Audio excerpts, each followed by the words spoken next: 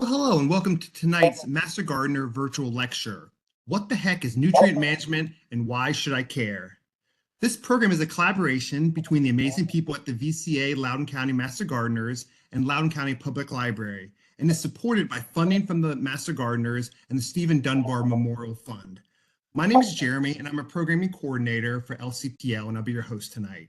If you have any questions or comments during the presentation, feel free to use the chat box at the bottom of the screen, and I will relay them to our speaker at the end of the program. I'd just like to take a quick second to welcome and introduce our speaker tonight. Anita Tuttle has been a gardener for over 50 years. She loves to play in the dirt. She recently retired from the Virginia Department of Conservation and Recreation, where she served as the Urban Nutrient Management Coordinator. She has previously worked in garden center management, public garden maintenance, as a state park ranger, and as a DEQ permit writer inspector, to name just a few roles. She also served as an adjunct instructor in horticulture with Germanna Community College from 2002 through 2012. Welcome, and thank you for being here tonight, Anita. We appreciate it. Thank you, Jeremy, and thanks for the introduction. So I think what we'll do is to start with just a few frames on why should I care, and then we'll get into what the heck is nutrient management. So I think all of us love to take walks in quiet places, and anytime you're beside the water, it's immediately pacifying and relaxing. Some of us like to pursue water-based recreational opportunities. We need water to support marshlands and all of the wildlife that they support. It's nice just to take a picnic and go out by a quiet stream. Some of us enjoy water pursuits such as canoeing and kayaking. Some of us like to sail. But I think this week, particularly in the aftermath of Hurricane Helene, we're all reminded that clean water is essential for all life. So, what is nutrient management? The impetus for nutrient management programs began with the 1972 Clean Water Act. And that's it has a longer formal title, but that's pretty much how everyone refers to it.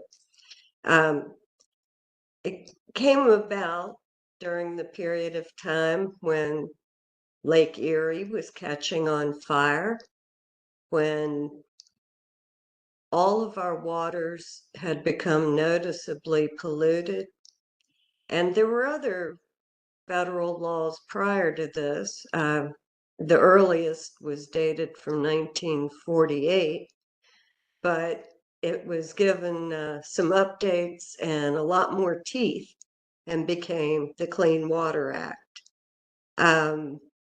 Further studies identifying non-point sources of pollutants led to the development of state-administered nutrient management programs. And in our region of Virginia, the focus is on the Chesapeake Bay, although there is nutrient management throughout Virginia.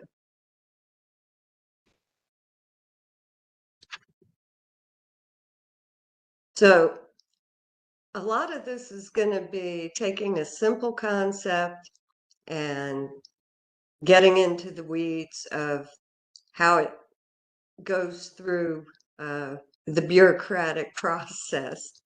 So to start with, I want to identify the differences between point source pollution and non-point source. So point source is an obvious discharge pipe into a body of water. Any wastewater treatment plant in Virginia, factory, any other form of industrial discharge requires a permit from the Department of Environmental Quality. And linked to that,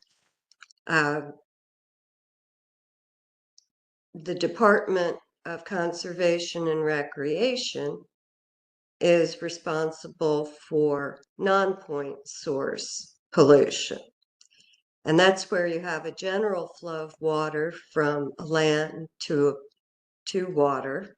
So think of farmland, forests, neighborhoods, urban areas, all those places where water moves from the land to the receiving bodies. So the definition from the USDA NRCS is that nutrient management is the management of nutrients and soil amendments to maximize their economic benefit while minimizing their environmental impact. It is sort of a circular definition, but that's what it is. So within the Virginia Department of Conservation and Recreation, there are 5 divisions. I think most people are familiar with state parks. Natural heritage is well known by native plant enthusiasts, among many others. There's a division of recreational planning, one for land conservation, and within the division of soil and water conservation is housed the dam safety, floodplain management, and flood resilience programs, along with nutrient management. In Virginia, the focus of nutrient management began with agriculture. In 2022, according to USDA statistics, agriculture as an economic driver in Virginia was worth $5.49 billion. So that's a sizable amount of our income.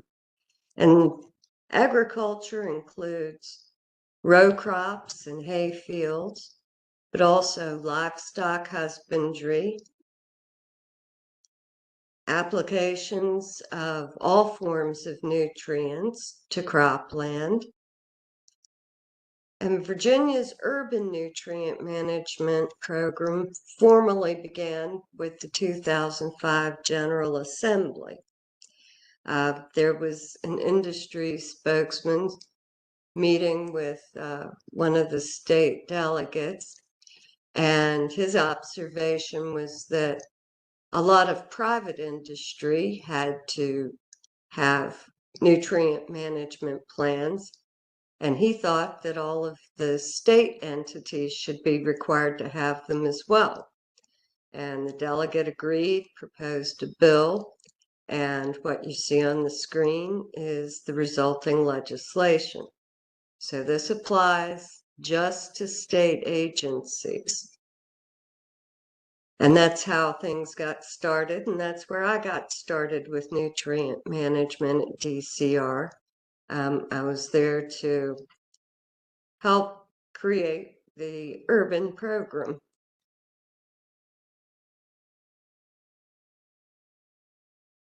So in 2008, this graphic is from the Chesapeake Bay Foundation.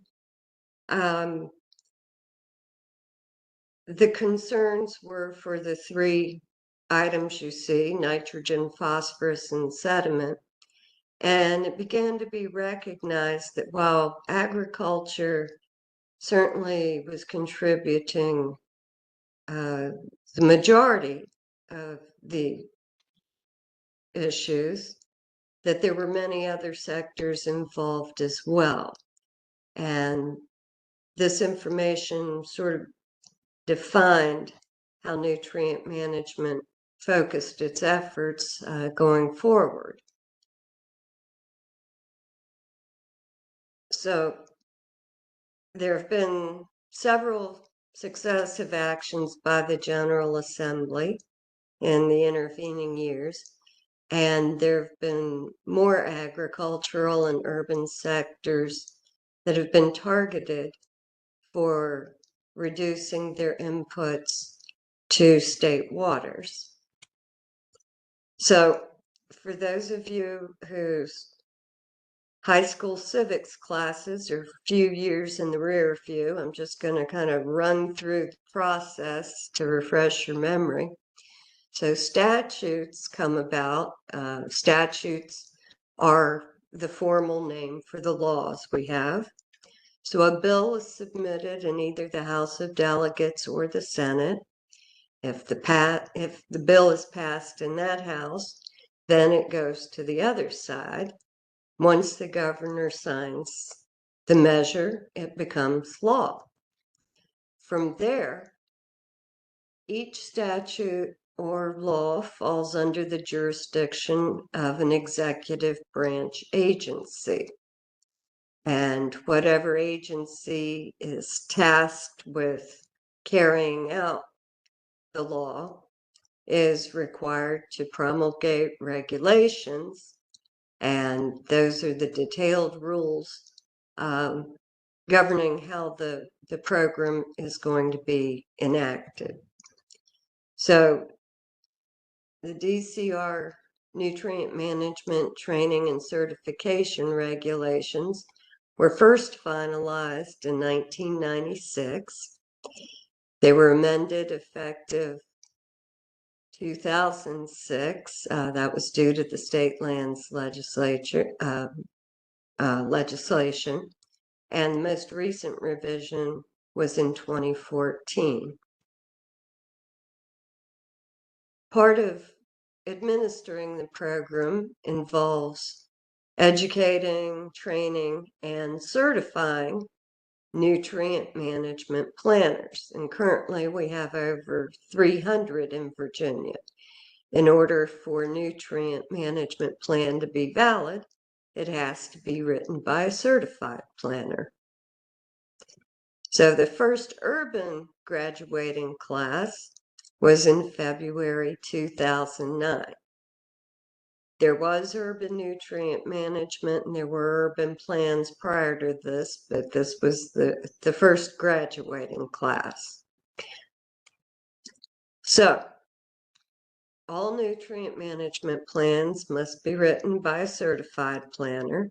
There are two categories, agriculture or turf, and anyone may choose to certify in both categories, and several folks have.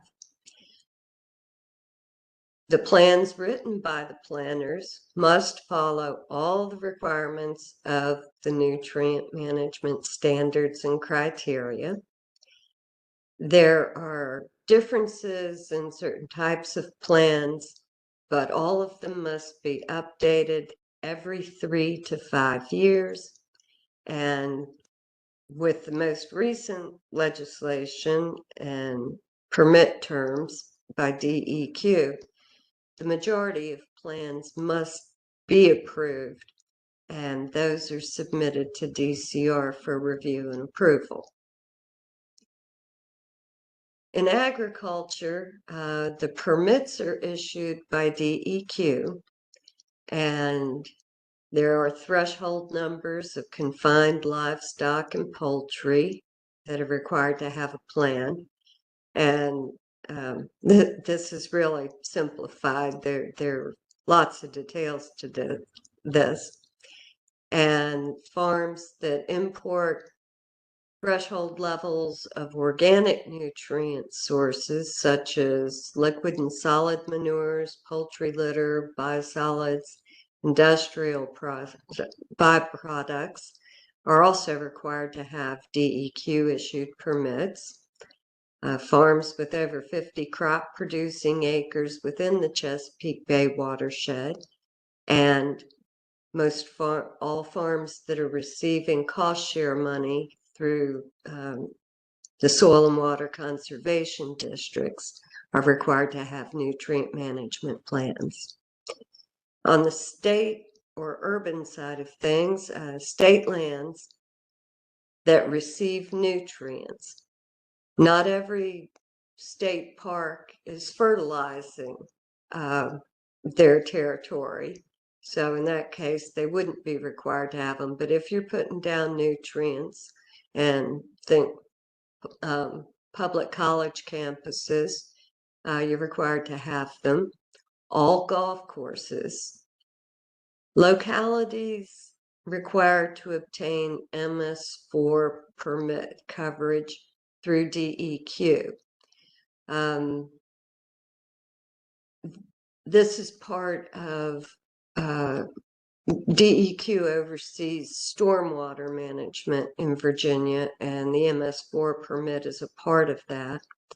And the nutrient management plans are for the lands owned or managed by localities and those that are receiving nutrients. Then there's also the voluntary category, which includes green and clean and HVL, and I'll tell you more about those. Turf grass covers an estimated 1.2 million acres of the Chesapeake Bay watershed in Virginia. So that includes everything in the James River watershed and moving north. There are nutrient management plans on other acres, and there are certainly other turf acres that lie outside the Ches Bay watershed. To give you an idea of what a large goal this is, just under 25,000 turf grass acres were covered by plans in May of 2024. The Green and Clean program is focused on commercial lawn care professionals. This was a program started by DCR many years before VDACs required that all fertilizer applicators be certified. So in some ways, the Green and Clean program has become redundant with the VDACs program, but we find that a lot of homeowners want to know that their lawn care service is helping rather than contributing to the issues we have. And the program maintains a list of participating companies on the DCR website. This participation is completely voluntary as it pertains to DCR. The VDAC's requirement for fertilizer applicators to be certified is mandatory. And then we have Healthy Virginia Lawns, and I'm sure a lot of you are acquainted with this program. It goes by a lot of different local names. We have Turf Love, and there are many other local names for it, but they're all part of this initiative. And it was a joint venture that was started between Virginia Cooperative Extension and Master Gardeners and DCR. So if your unit doesn't already have an HVL program and you're interested in starting one, then you can talk with your agent, or if it's a new agent, they're not familiar with it, they can get in touch with the state Master Gardener office. And there's also an extension urban nutrient management page. So I'd like to give a big shout out to the Loudoun Master Gardeners because they are very active in the Healthy Virginia Lawns program. They have at least one Master Gardener who is fully certified to write these programs. And last time I checked, and it's been a couple of months since I retired, I think there were 11 Master Gardener units with active HVL programs.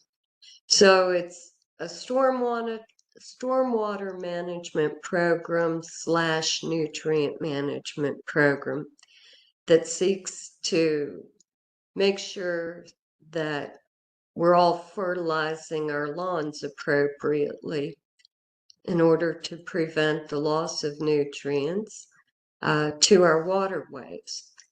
And folks can contact their master gardener units to have someone do a site visit, and the folks will measure the area of lawn and or flower and or vegetable gardens.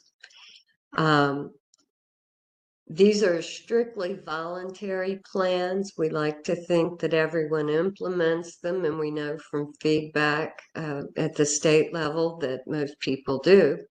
But these are voluntary plans.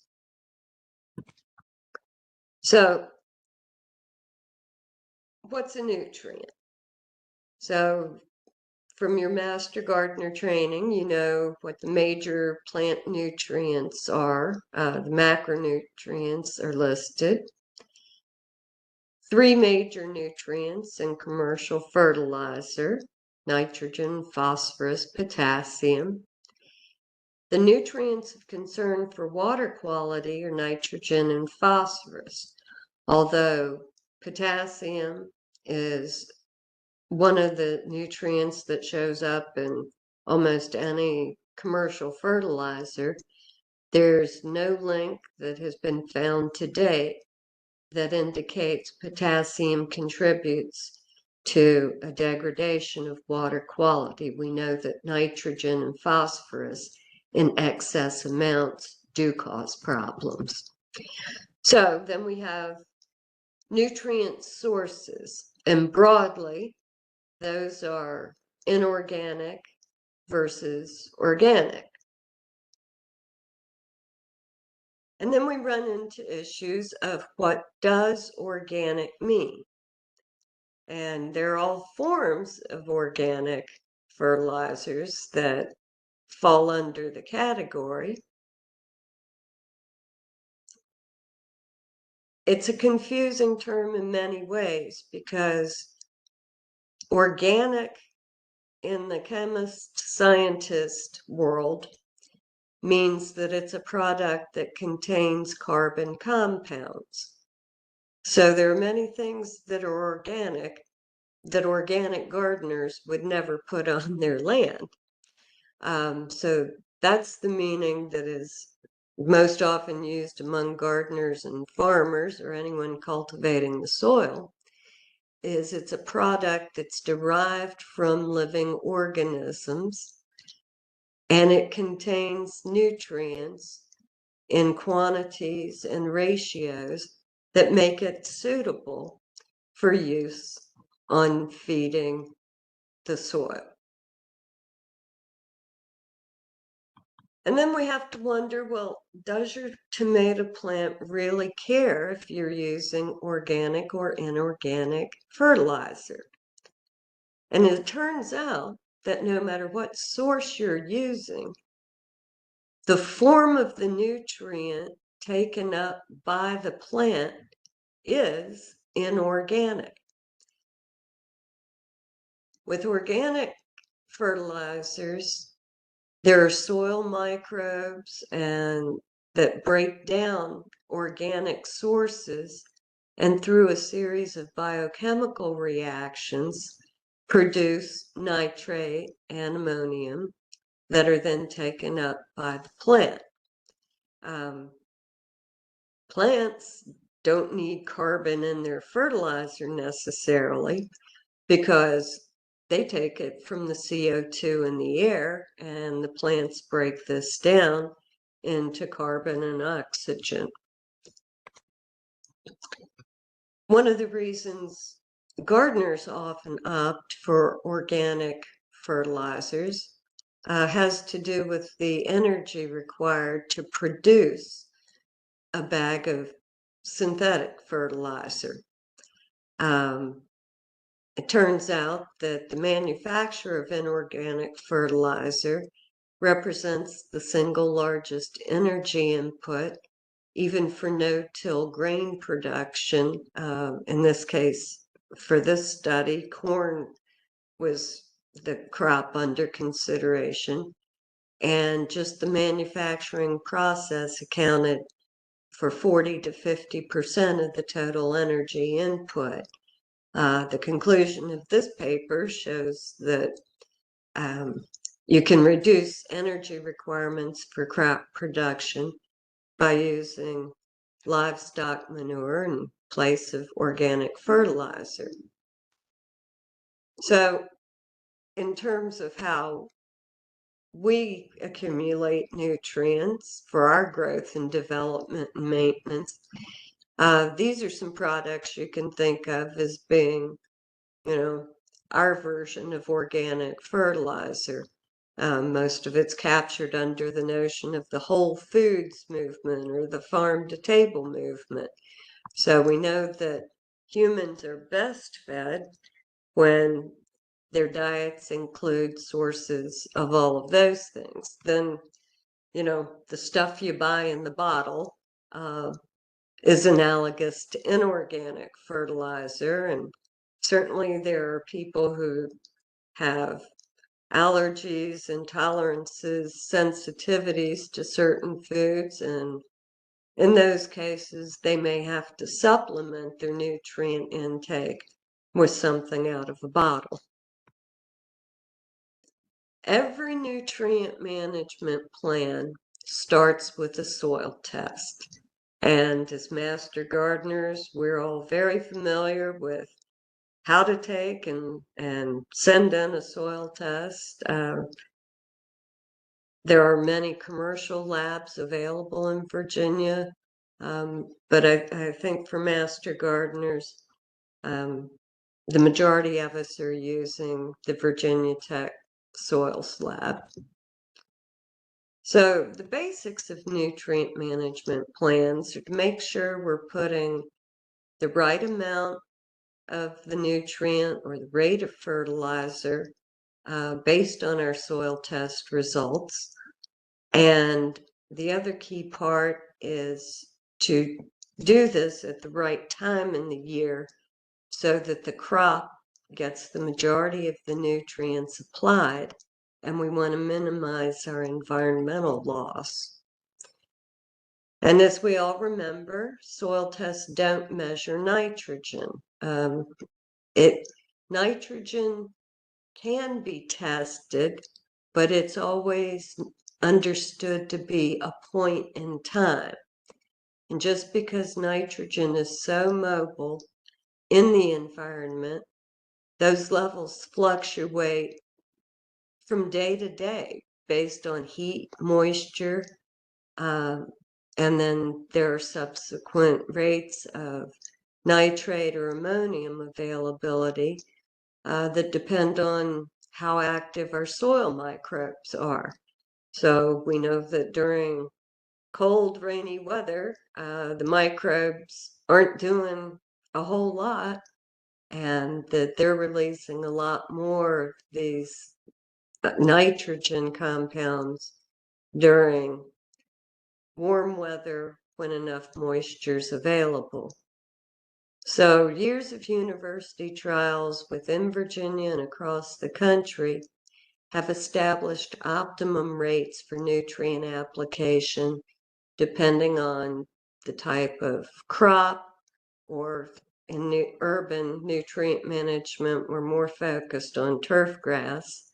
So we know when these crops need the nutrients, and that informs when we apply them.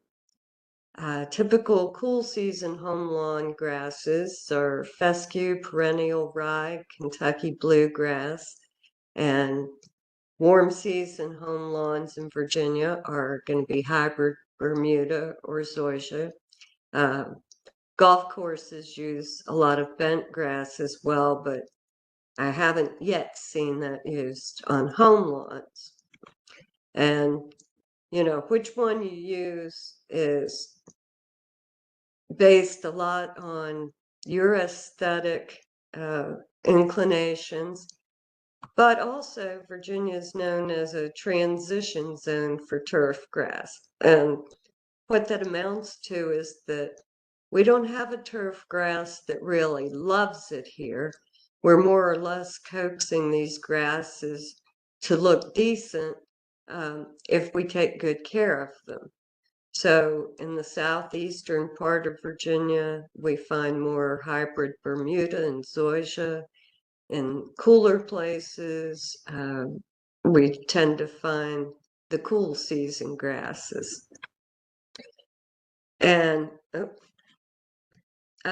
Dr. Mike Goatley is the Virginia Tech turfgrass extension specialist. And through many years and many grad students helping perform the research and writing up results, this is when they've determined that cool season turf grasses really are utilizing nutrients effectively. And there's a lot going on in this graph, but the take-home message from this slide is early spring is a time to provide a relatively low level of fertilization for grasses coming out of winter dormancy. And you get the most bang for your buck while protecting the environment when cool season turf grasses are fertilized from early to late fall. It's different if you're growing warm season turf grasses such as zoysia and Bermuda grass. Those plants have their peak levels of metabolic activity from the time temperatures and sunlight start to come into their maximums until those same elements fall off in autumn. So for warm season turf grasses, the majority of fertilizer should be applied from summer through fall. And according to the standards and criteria, I know it's daunting when you see this much print on a slide, but this is just how it goes sometimes. So if you have cool season lawns, you're allowed to apply up to 3.5 pounds per 1,000 square feet of nitrogen annually. If you're growing warm season grasses, you're allowed up to 4 pounds per 1,000 square feet annually. And that's if you're using 100% water-soluble nitrogen sources.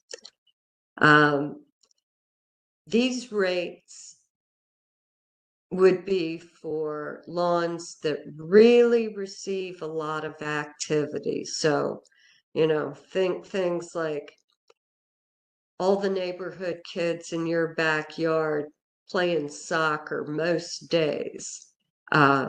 Or if you have active large dogs, the dogs are running around in the yard most of the day. Most of us can substantially lower the rates of nitrogen application, particularly if we have grass that's been in place for a number of years. So in these cases, we're not really helping the turf repair damage. We're not really trying to keep it growing too vigorously because, hey, that just means you have to mow it more often.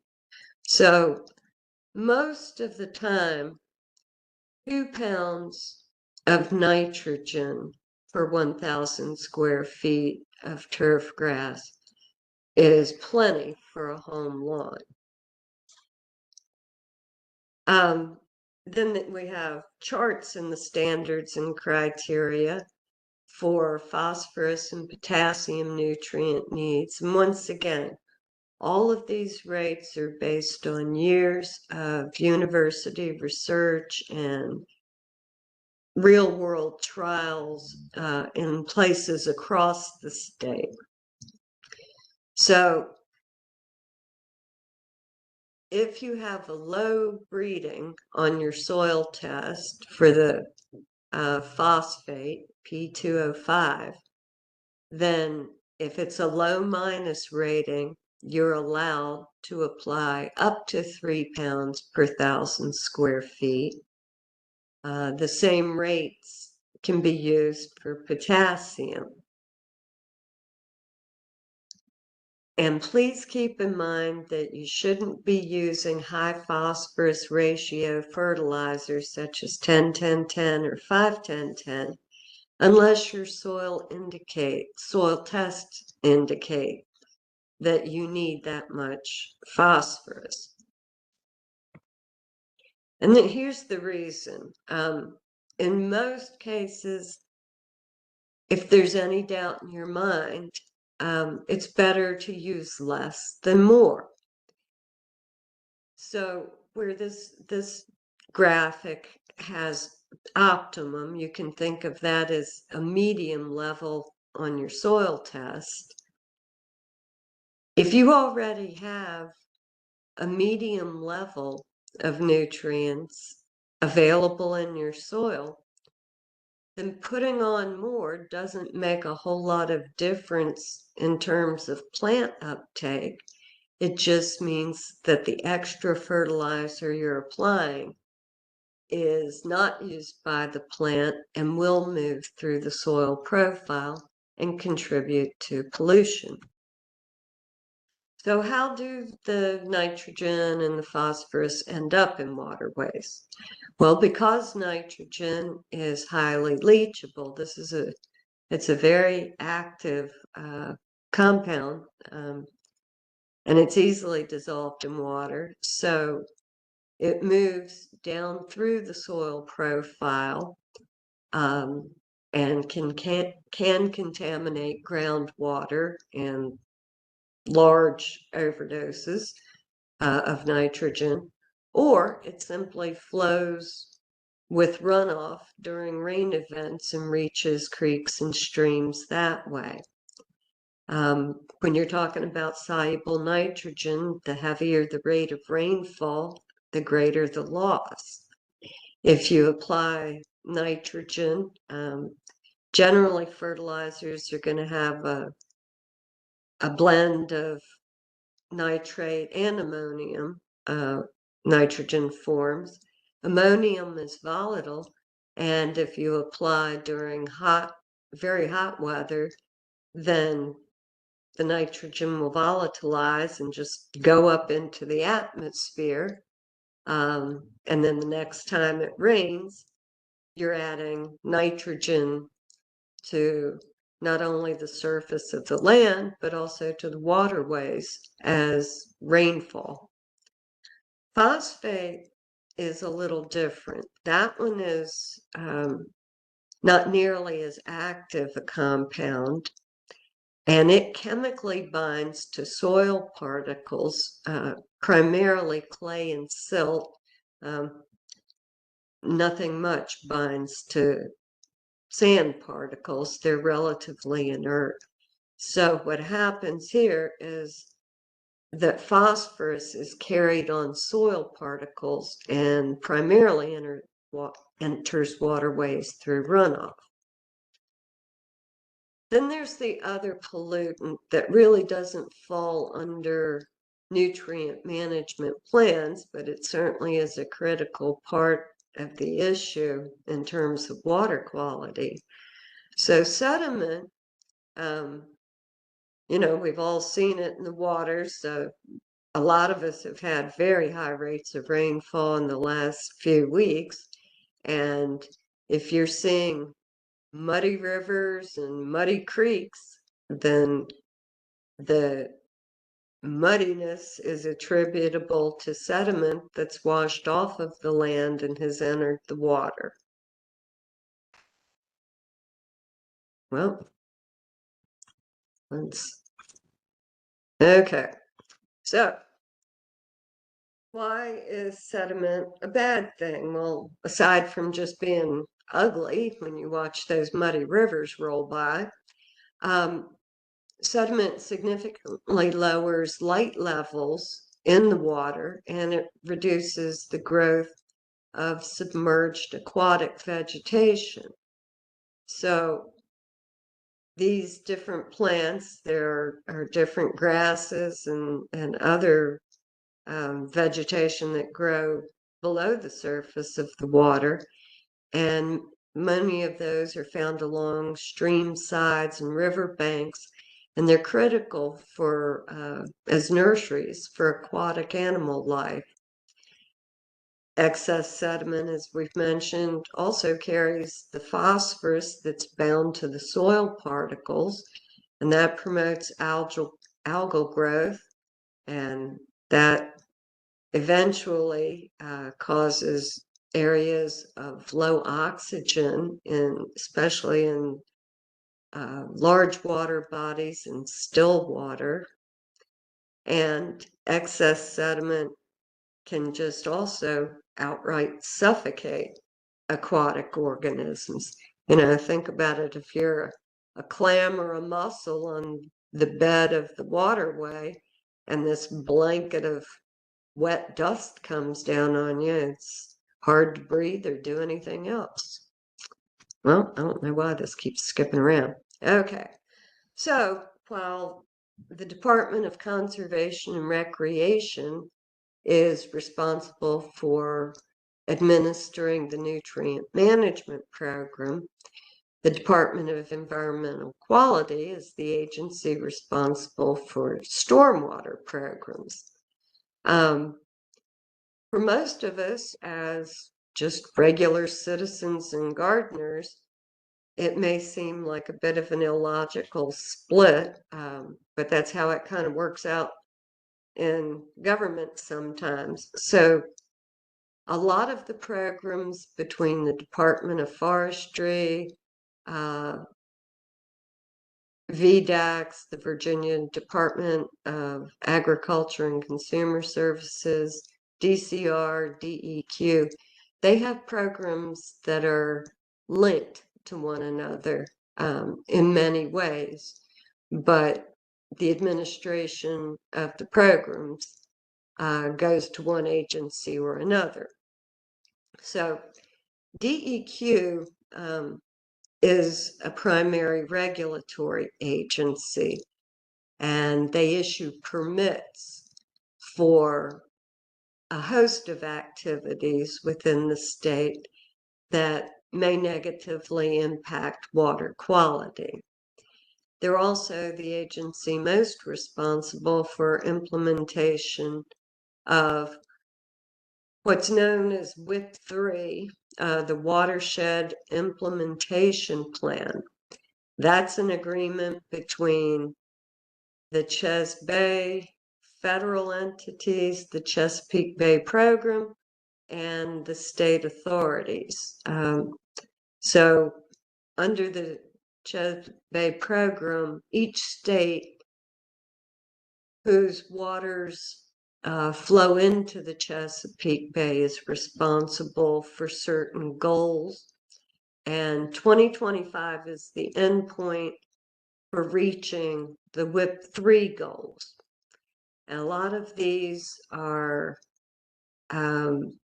given as total maximum daily loads per stream or waterway segment. And if you've been to any of the public meetings conducted by DEQ for your local watersheds, it's also called the pollution diet. So DEQ is monitoring the amounts of nitrogen, phosphorus, and sediment, not only that reach the Chesapeake Bay, but they're monitoring very small segments of all the tributaries. There's another entity, Virginia Soil and Water Conservation Districts, who has a program targeted towards homeowners primarily, also nonprofits and some small businesses, but it's the Virginia Conservation Assistance Program, known most of the time is the VCAP program. Everything in government has an acronym. So what does that do? Well, there are all kinds of ways that VCAP works with homeowners to help them retain the water on their own properties and keep it from running down storm drains or causing problems for neighbors that may be downstream or downhill of you. So there's all kinds of eligible practices. Most of them, the VCAP program will provide 80% of the installation cost. In order to qualify, you need to make sure that VCAP is, or that someone from the program is working with you from the beginning of your plans. Let's say you get halfway through a rain garden and then you decide you want help. Well, they won't fund that. They may give you some pointers, but these are some of the different practices that are eligible for VCAP funds.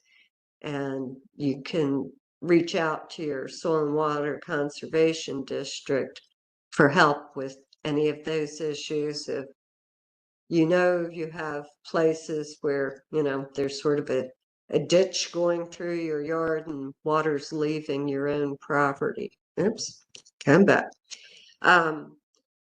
If you're interested in creating your own rain gardens, the very best concise and easy to use guide that I have found is put out by the Department of Forestry. You can go to the website, and it's a wonderful booklet, and it's available as a PDF download. And even if you've put in a lot of rain gardens before, this one has a whole lot of tips. And then if you want to know which native plants to install in your rain garden, you can consult there's lots of material, but Virginia's Division of Natural Heritage within DCR has lots of lists of appropriate plants for different areas on their website. And so, the whole point of everything is to give us beautiful turf and beautiful landscapes, but always keeping in mind how much water quality matters.